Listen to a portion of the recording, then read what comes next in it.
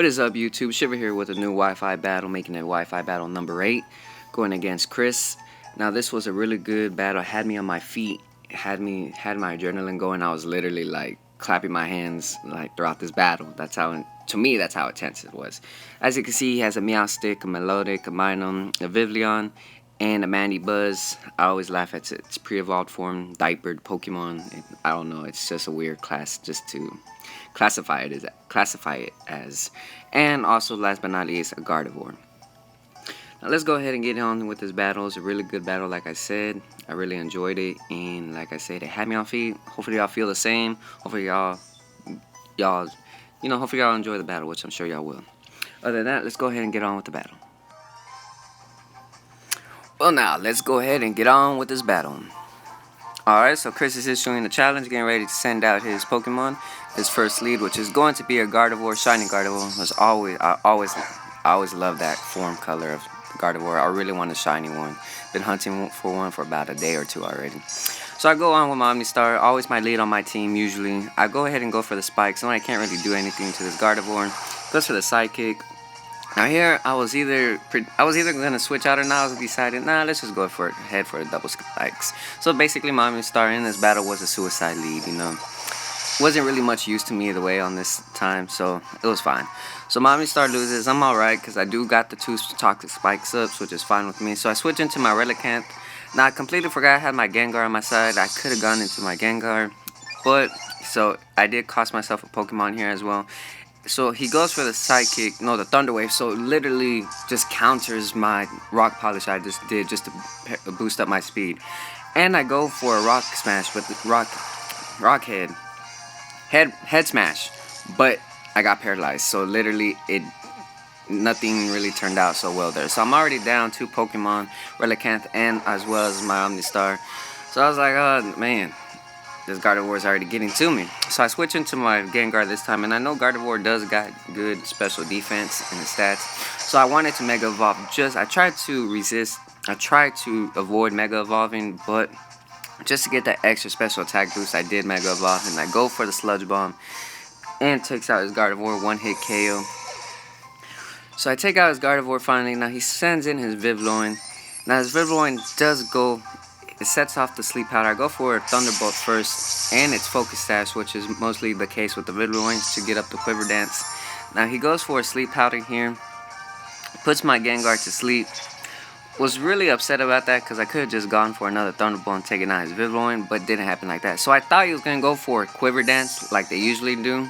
So I switch into my Conkeldurr so I could get the Mach Punch when he goes for the Quiver Dance just to take it out already. But instead he goes for a Hurricane, bringing down my Conkeldurr down to 15 HP, barely living it. I'm able to get off that Mach Punch, and I'm able to take out his Vivillon.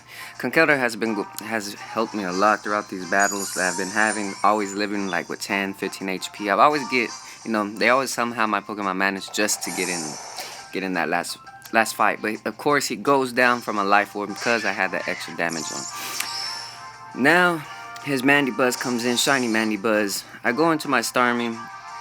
Go for the Thunderbolt, knowing that Mandy Buzz is high in special defense, and on top of that, he does got the Magnum Berry, and it boosts up his special defense. So he goes for a knockoff. On top of that, losing my Life Orb, and on top of that, Magnum Berry, it does cost me a load of damage. I could have probably taken out that Mandy Buzz if I still had my Life Orb, but since I lost that, it doesn't do that much damage. So I lose my Starmie here as well.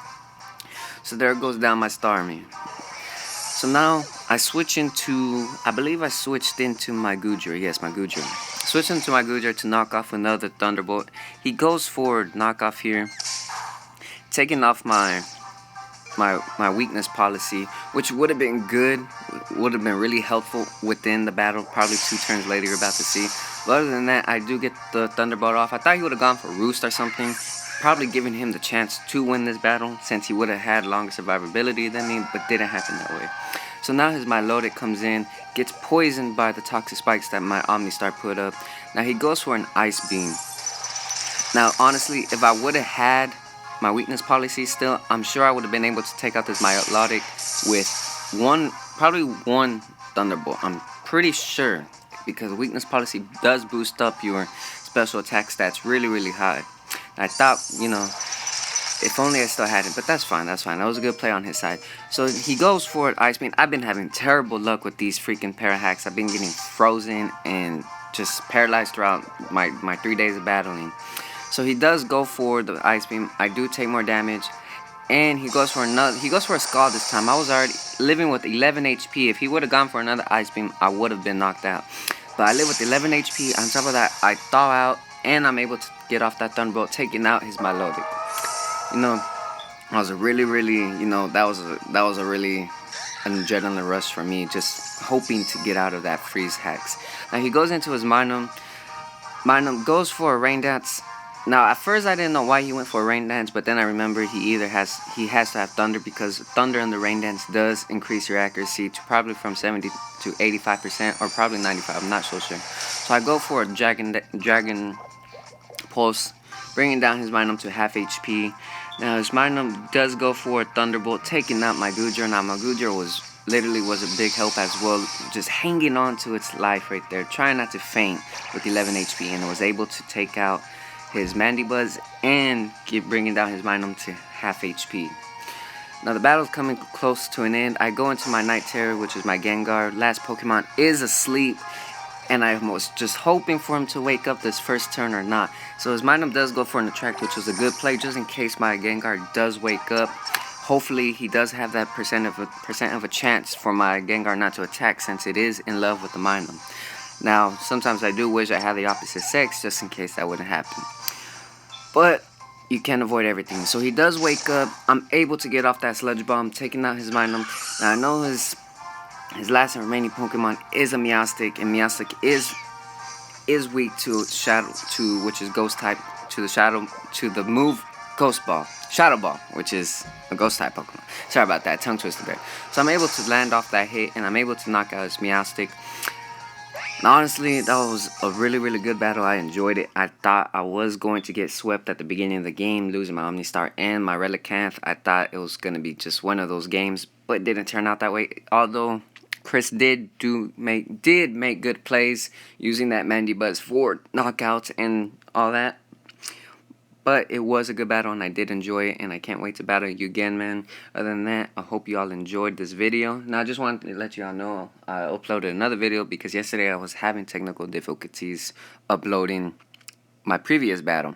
So just to make up for it, I would decide to upload this video as well today. I'm also going to do some kind of theme-typed Pokemon battle, where I will be recreating one of the Pokemon's generations team, like Steven from 3rd generation, maybe Ash from the 1st generation Pokemon, maybe Misty's team, who knows. I want to try that out, so I've been working on the theme team at the moment right now. At the moment, I'm not going to let y'all know, but I am working on the theme team. The moveset isn't going to match exactly with their team that they used in the game or in the show, but the Pokemon's team will be exactly the same. Even if they didn't have it won't be full evolution. For example, Ash in the 1st generation, he had a Squirtle. Now that Squirtle is not gonna evolve. I'm gonna keep it as a Squirtle, maybe as a Wartortle, just to get that extra little damage off. But other than that, I'm gonna try to keep them as close as possible. I might do a little league tier as well, just to help out. But other than that, hope you all enjoyed this battle, and I'll see y'all when the next video comes out. Don't forget to subscribe. Shiver out.